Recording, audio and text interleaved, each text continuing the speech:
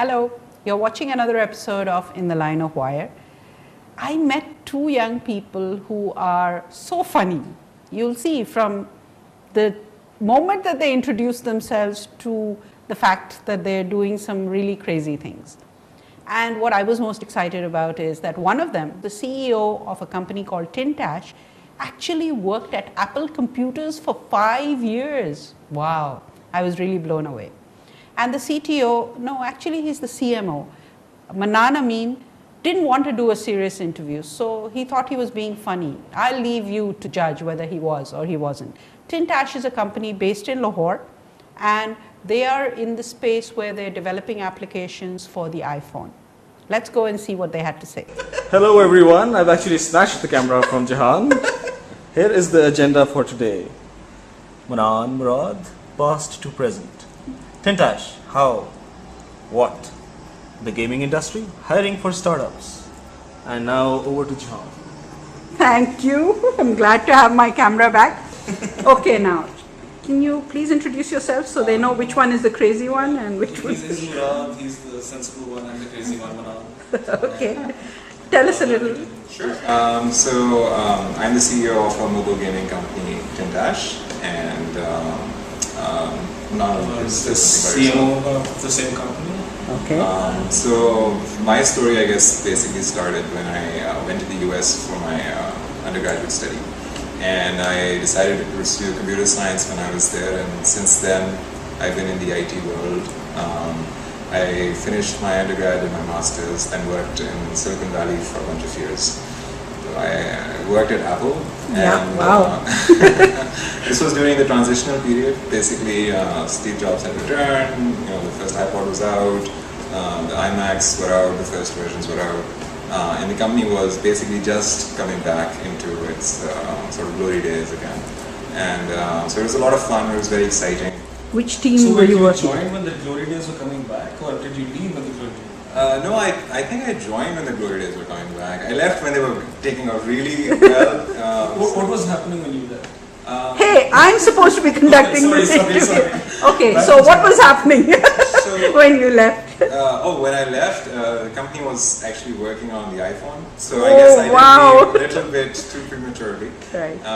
Because What did you actually work on at Apple? Sure. So I was part of their program management team, and we got to work on some of the new products that they were focused on. And one of those were a 64-bit processor, which is called the G5. It was their main, flagship product that was going to target enterprises, high-end users, people who were in the animation industry or needed a lot of computational power. And actually, right when it came out, they generated a supercomputer based on a clustered set of those G5s, which was supposed to be extremely inexpensive in comparison. So it was a very exciting product for them. Right. And likewise, there were other products coming out. There was the first 17-inch laptop that came out then. Right. It had a backlit keyboard. It had ambient sensors, so if it was dark, the keyboard would light up. And they made the whole system, the industrial design for it was very unique. It was very cool to look at. So what was it like? I mean, all of us who adore Steve Jobs and love Apple, we're told that he's a very difficult man to work with. What was it like working at Apple? It's difficult to use the word. Well, I think he's very sure about what he wants, and he's a very charismatic fellow, so he's able to get the entire company behind him. And he has very high standards about what he wants to see in the product that one is building. And what that typically means is that he can be very mean, he can be very abrupt, but those are traits that can sort of, it depends on how you see the glass, is half full or half empty. Because of that attitude, he also gets the best out of people. Exactly. And it's all worth it in the end. In the end, yeah, it definitely is. And it teaches you that jugaad is not acceptable. Yeah, exactly. Right. And because he has his following amongst Apple fans, or Mac addicts, as is the common usage for that, he's able to really sort of rally the troops around the new product. It makes it very easy for Apple to bring something out into the market because they already have the early adopters right there for them. So no matter what Apple launches, they have that first couple of months. Yeah, but they can be very cruel too. They don't accept just anything that Apple launches. That's true. I mean, look at the Newton. That's true. That's true. Yeah. It's just that they have that initial sort of burst of energy behind any product that they bring up. So it was fun. It was great. I left Apple, decided to join the evil empire for a little bit of time. Oh no! Oh, how terrible! I'm not sure if I can mention that on tape or not. Right. So I was at Microsoft for a little while, and then I came back to Pakistan and started working on TinTash. So that's how the company got started. All right. And when was that? This was in middle of 2007.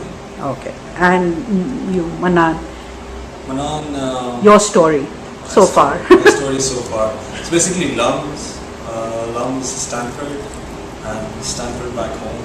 Okay. We joined TinTash. We met for breakfast actually in the valley because 3-4 people had separately asked me, okay, you must meet Murad, he talks just like you. Yes, a lot of people have told me that as well. But when the 5th person came and said to me, have you met Murad? And these guys didn't know each other, but someone knew Murad and me. So I was like, okay, and I think one of them connected us, and then we met for breakfast. And the interesting thing is, I'm not an early riser either, neither is Murad, but we both thought that the other one was, and we got up and had breakfast at 8 a.m. Wow. Very crazy time for us. Hobbies a cafe. It was really nice. Okay. And did you sort of bring out a napkin and start drafting a plan, or? No, we actually had no idea. So all they told us was that there are 2 people who really want to go back to Pakistan and do something from there. Okay. So at that point there was actually no vision for TinTash, not in my mind at least. Yeah. And after that one meeting, I came back to Pakistan and trying to do something. And another guy comes to me and he's like, man, you have to meet Murad. I'm like, I met him. and then we met at Coffee Tea and Company, Gloria Jeans once again. Okay. And then we decided to actually prototype working together. Tried it out for 3 months, and Mahir and I knew the thing. It seemed like a great partnership. Okay. We thought alike, so we went for it. So what has it been like these 2 years? Well, now we do fight. Now that you know each other better. It's interesting. But we've come up with nice terms like creative conflict and team building. Right. All those things. But it's been a lot of fun. I think what we're doing is exciting. It's fun stuff. It's of course high pressure, as any startup should be. And there's a lot of stress that comes with it. But I think we cope with it together. Sometimes we sort of help bring out We go the for best in breakfast, each other. it turns out to be tea in the evening. Yeah, breakfast becomes lunch often because we have very nocturnal schedules. Right. So we have some, a lot of part of our team, part of people we deal with are on US time, so we end up spending a lot of late nights working with them as well. Okay. But yeah, I think it's fun overall. We've been growing our team quite a lot in the last couple of months. How many people work with you now? What about? Yeah, I've lost count. I'm actually just going to get slush and I didn't know So somewhere between 12 and 24. Somewhere around, yes. Okay, 20 to 25. Okay. Yeah. And so what has TinTash done to date that you're excited about? Well, I think the single most exciting thing we've had is we had a top 10 application on iTunes. Okay. This was Fishing Frenzy, which is a game we made in partnership with Mindstorm Studios. And to be a top 10 application basically means you have Amongst 50,000. amongst 50,000 is a good sort of milestone to reach. We certainly didn't plan for it, but we're very happy we got there. No, we're not complaining. I One can small imagine. company sitting in Lahore, Pakistan, doing that. That was fun. I think we enjoyed that. It's actually interesting. So we were somewhere around number 66, and Murad asked me to check. We've gone down the chart, and I'm checking, and I couldn't find us. I said, damn. Now we've gone off the charts. I see 24. I'm like, whoa, wait, we're still there. And so, we went to the number 7, but that was fun. That was fun. Okay. It certainly gave us the confidence to know that we could do products. Right. Because there are very few product-oriented companies that operate in the region. I would say not even just Pakistan, but in the region overall. but a growing number in Pakistan now. Yeah. It's good to see actually. But very slowly growing. There's actually, we have this process for, we can't really know about a product yet if it will be a hit or not. But we do have this process, and there was certainly no big validation for that till now. I don't even know if one hit product is a validation, but Yeah, I mean, and, It's a beginning. we went about this very deliberately. I mean, we chose the genre, we chose what we wanted to do. There were like a ton of decisions. But this was not your first product for the App Store, was it? no, it certainly wasn't. First big product. Yeah, I would say, we basically did the first product when I was visiting the US and Manan was here, and one of our engineers was to study for the GRE. He wants to, plan for graduate study, and he needed an application that could allow him to improve his vocabulary. And so I think this was a sort of almost like a lab project in-house. Manan helped him get started basically by recommending that you should go ahead and build it, because you can, if you don't have an application, go ahead, you're an engineer, build it. And it's, I think very Good motivation, The engineer probably didn't know what he was getting himself into when he built it. I think so. A lot of that, just happens synergistically, just happened on its own, and we put it out there on the App Store without really knowing what response we'd get. I had no idea, and that did quite well. So that was our first clue that we had figured out something that could be big. Right. It was something like this. After the weekend, I expected 10, 20, maximum 100 downloads. This was a free app. After the weekend, we come back and we're having lunch and we're at the system. I was like, yeah, how did we do? He's like, 2,000 downloads. Wow. And I was like, did you check that right? I didn't trust him then, so we have to actually go and check this again. I'm like, yeah, सही कह रहा है. So improve from there. And we've had a fair mix of course, duds or failures, and I think what may have helped us is that we've often tried to look back at the failures to figure out why. Well, that's the way, because if you don't learn from your failures, then Exactly. I mean, I think we understand that you can't manage innovation, but we need to create sort of conditions जहाँ इस तरह होता है. So yeah, I mean these successes are actually accidents. okay.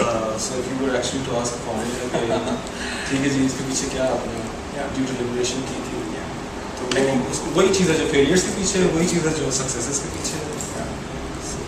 I think there's a lot of tacit knowledge that is actually accumulated over time, Right. based on the failures you have, and that is allowing us now to do a lot better than we used to. We're certainly not where we can be. I think we have a lot of room for growth, and inshallah we will get there if we just keep at it. There's a lot we can learn from people already in the field, and that's one thing we are doing these days. We're trying to work with big publishers, big game developers, and that sort of allows us to both make sure that what we are building is of high standard, and there's a lot of sort of learning that we can incorporate within our own company, both in terms of processes as well as just having a much better lens through which we view the products we're doing. Where do you find your people from? Because this is not a typical software company or service company. So where do you get these young people from? We actually go, walking around universities, we find out some and that's how intelligent like that. That's why you teach. I have a sneaking suspicion. We actually do. We go the entire across the board. हम universities भी visit कर चुके हैं. हमने proper resumes मंगवा के उसके through board करके फिर भी लोगों को बुलाया है. I think references के through भी बहुत अच्छा हमारा रहा है. So we know someone. If we have someone who knows someone and they want to come in for an interview and they're passionate, they're incredibly smart, they definitely will not know what it is that we're doing. Right. We came for a class. And frankly, I mean, I'm learning a ton of this every day. Murad knows a lot about this, but a ton of things are still very new to me. But as long as the passion is there, and the professionalism is there, then that will be good. But it's not just engineers you need, is it? No, not at all. You need people who have good design sense. इसी तरह का process for getting the arts के लोग, graphic designers. It certainly is a challenge to find people who have creative, artistic skills, can understand what is required in order to build a game, Because just having an art background is not enough. You also No. need to have a good sense for what good gameplay is, how games can be designed, and often there is this interactive sort of play that goes on between an artist, game developer, or designer, and the engineer working on the prototype for whatever game you're trying to build. And so people need to be able to work in teams together, understand the other one's requirements and needs. So it requires a certain mindset that can be somewhat more challenging for people who haven't worked in teams. That's one of the issues that often comes up. The students do have experience working on group projects, but the experience is typically not very interactive. And it's either engineers working together or designers working together, but not cross-disciplinary. Exactly, it's not interdisciplinary, and often schools themselves have barriers in place. And we have to fight for this. Even in institutions, we have a chance to make a difference. Often there's a mentality that this is only the students here should work only on this specific thing, and that we have to sort of break some of those kind of sort of mental blocks initially, and we try to pick people who are fresh out of college for that reason often, and they come in, they have some good ideas themselves, and we learn a lot from them too, and as a team they can come in and they can work together and they learn a lot from each other. So all we try to do is to create a good environment where there can be real growth, and I think that's it really. We don't have a syllabus for them or anything like that. Right. They just come in and they learn it themselves. But it's a challenge in itself. Each person it's actually, we have a very, what's the right word, thorough process for someone coming in, because we need to make sure जब team build कर रहे हैं वो बहुत coherent, बहुत अच्छी team होगी, because each person is like a key ingredient in something that you're cooking, right? उसकी value काफी ज़्यादा significant होती है. Yeah, I mean they have to be a good fit, for the team. And so we do try to make sure that there's other team members are involved in the interview process, and often when we get people through sort of word of mouth, there are people in our own company who suggest friends or people they've worked with, and so that helps us with that process a little bit.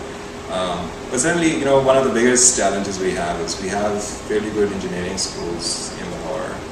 We have some good art schools, but we certainly feel the need for a much more coherent game design program or a game development program, animation. There are certain specific areas where we feel there's a really big gap.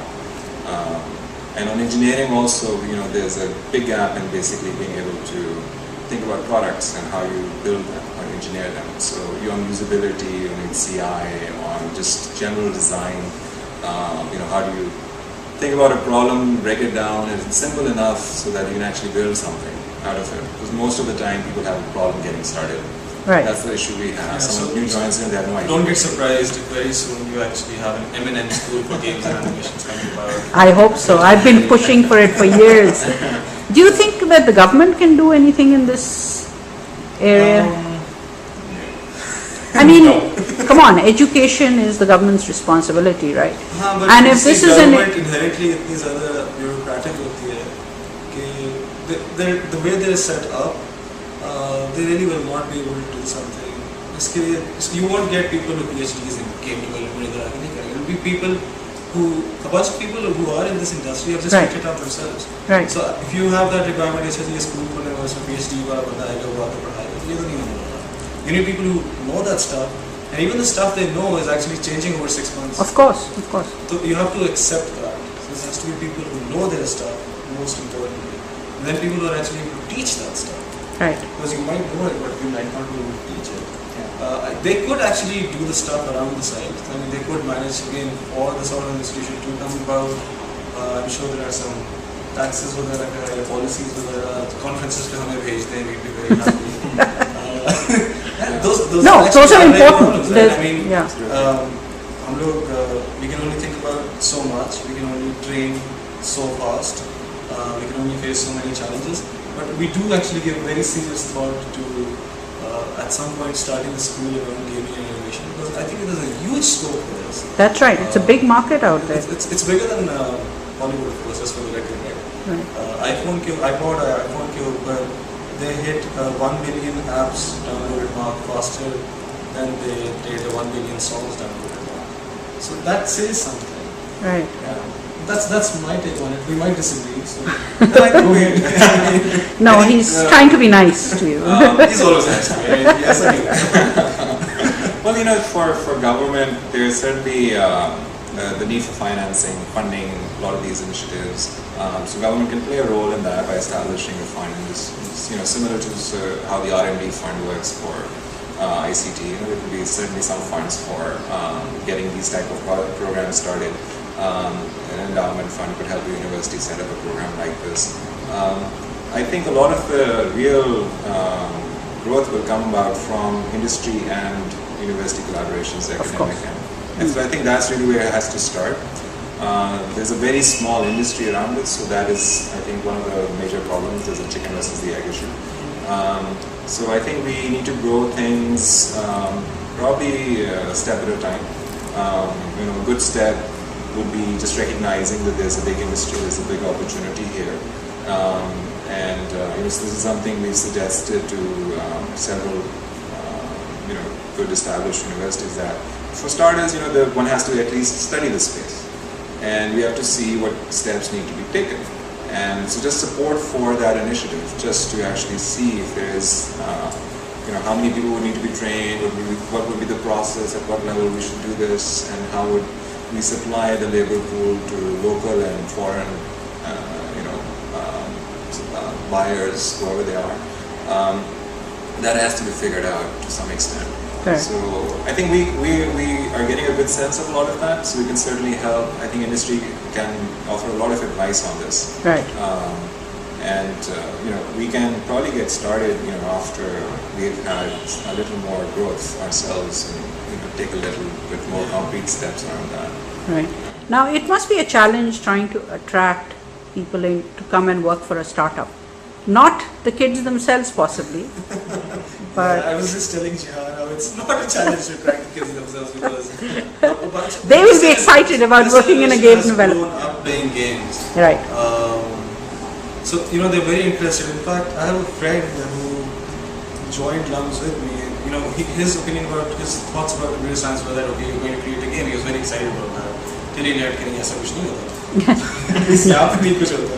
So then he didn't opt for that. But they're very excited about, how do you put a game together? Right. How does this whole thing work? All our life, but how does it work? What's hard, and I think this is what the challenge is that, and I can understand this. It's pretty fair. Okay? We attract someone.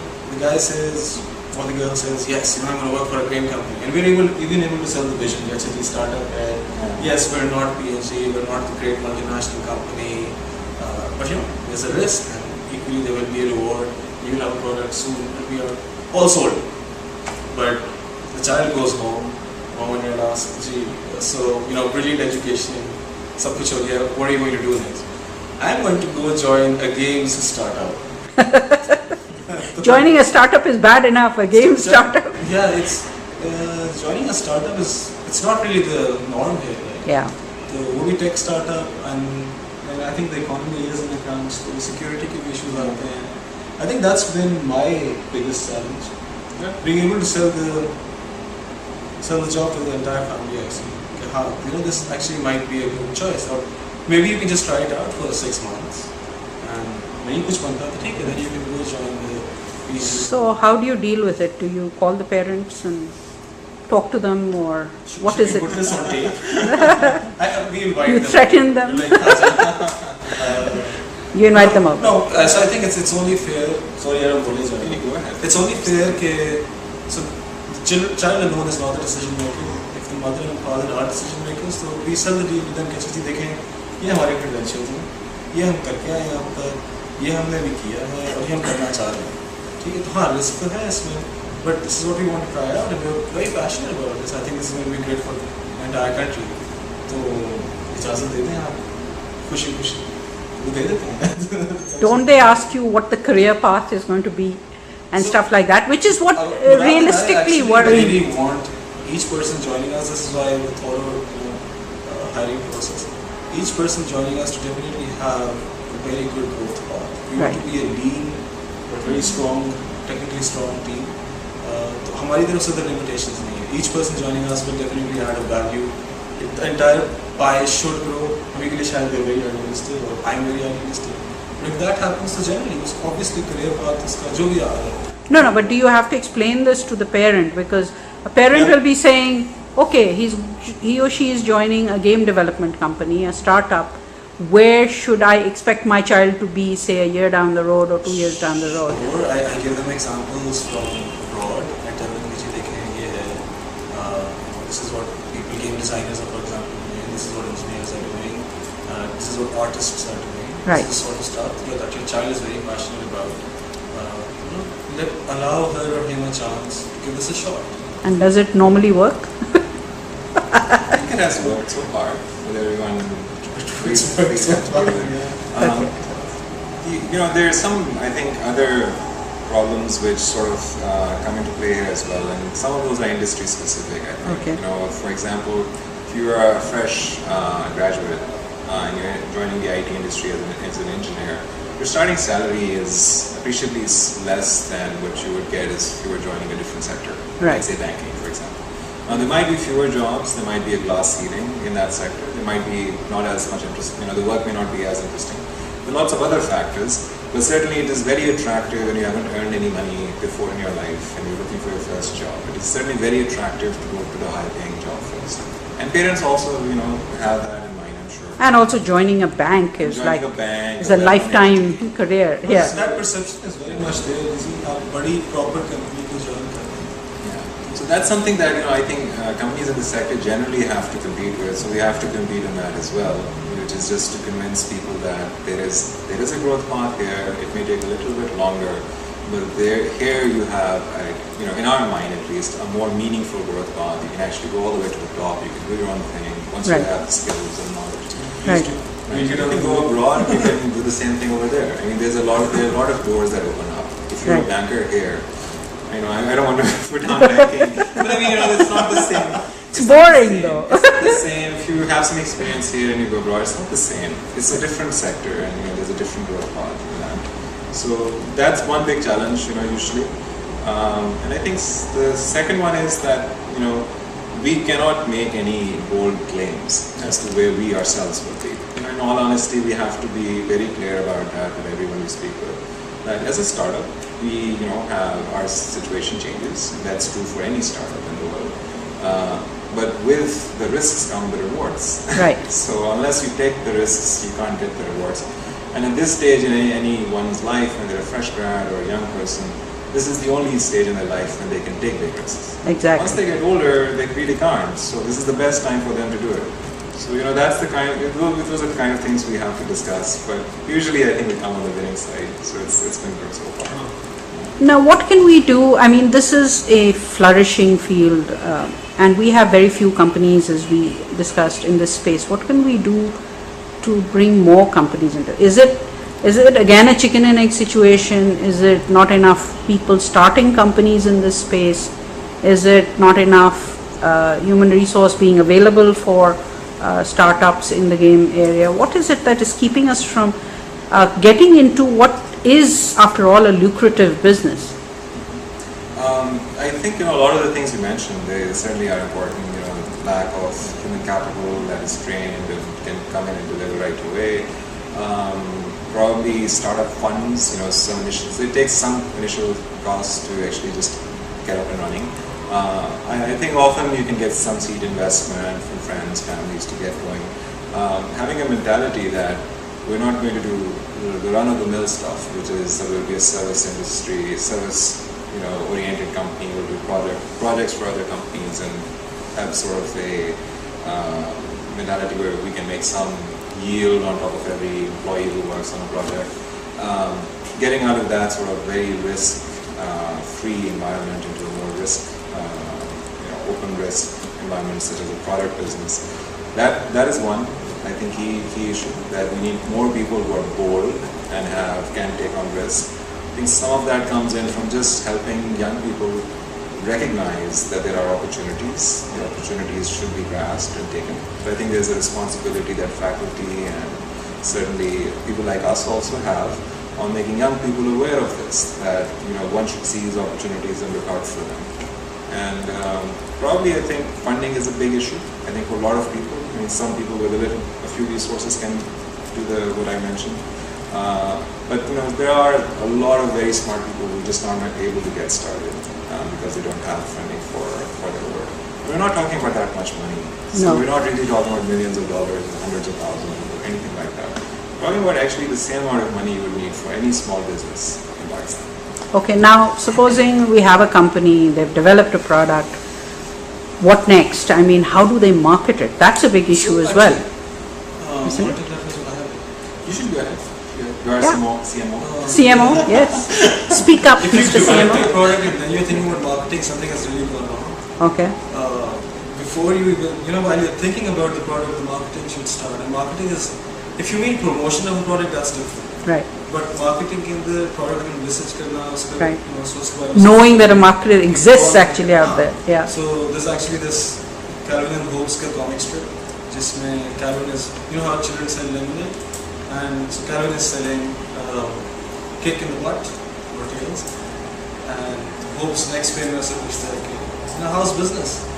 And the next window Calvin says, I don't know why I'm not selling like hotcakes, because everybody needs one, yet nobody is buying it.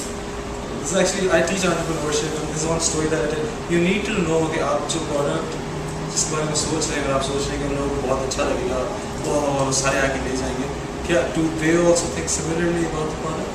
So you are not the user, you are not the buyer. So you need to step out of the building. If you go out, you need to talk to people. आप बेशक paper के ऊपर उसका concept explain करें, मतलब उससे पूछें, देखेंगे क्या अच्छा वाकई उसकी नीड है, या मैं उसको विटामिन बना रहा हूँ या मैं पैनगॉल बना रहा हूँ, मैं क्या करूँ? That's where it would start. But what if someone steals the idea? This is what many young people ask. Honestly, if your idea is so simple to execute, well, the execution is the big challenge. Right. क्योंकि जो ideas इतने simple हैं कि कोई भी उनको उठा के बना सकता है. Then might as well not do it. You don't want to do it because the minute you're done with it, Maybe somebody has done it before you finish executing it. you need even see at some point you're going to go to the market, right? Right, So right. if your only barrier to entry is your idea के बारे में किसी को पता लग जाए, then you fail. I mean, you can't compete on that. Right. You have to have something more to compete on. जो मर्जी आपकी secret sauce हो, secret sauce के बारे में, that's my opinion. Yeah, I mean, there is certainly having the first mover advantage is essentially about having enough time to catch a lead that allows you to maintain that lead in the long run. Yeah, exactly. So, your idea should take at least a couple of months to do. Preferably about 6 months to a year. And within that period of time, you can certainly, I think, develop proof of concepts. You can get fairly far and be secretive about it still. If you feel the idea is that valuable and you don't want anyone to think about it or steal it. Now, one of the benefits of being in Pakistan is I think that the chances that good ideas will be stolen by other people are at least smaller and fewer than they would be in a sort of environment like Silicon Valley. Or even in India, I would say, because here, a good idea. Bad idea, sure, everyone will copy it. But, a good idea, because there's a real amount of engineering, innovation, a lot of things that have to be done, a lot of hard work has to be put in. And this is all done with the belief that you will get there, you will succeed. There's a lot of fighting, lots of soup, lots of slush, Yeah. lots of knives, all that goes in. Yeah, it's not all fun and games. It's hard work. Going without Yeah. electricity. Yeah. So, in Silicon Valley, I can see that, they have very sharp people, very hard, very experienced people sitting around, and there's a lot of sort of cross-fertilization almost. People leave one company, go somewhere else. You can have whole teams leave and go and join a new company or start something new. And there, I think there's actually a higher risk of these type of things happening. But there, there's litigation, there's legal frameworks, they allow them to sort of safeguard themselves. And I don't think we really have that problem. Here it's just a problem of execution. Right. Okay. What else is on our agenda? Our agenda is actually done. Oh, wow. So, Jahan, you want me to take a short video? No. No. I will do that Saturday. Thanks very much. Is there anything you else very you much. wanted to say that we haven't covered? Thank you very much. Yeah, thank It's actually very nice of you to come. Really appreciate it. No. Great talking to you guys. Thank you. Bye. I'm sorry about the moving camera, but I was just so excited about what these people were telling us that I just couldn't keep myself from moving the camera up and down and nodding. So I think next time I'll have to take Rabia along so that she can put it on a tripod and keep this steady. This is the kind of exciting stuff that's happening in Pakistan, innovation that's taking place here, and it's just growing and happening in almost every city in this country. I'm so excited about it, and I hope you are too. Join me again next time for another episode of In the Line of Wire.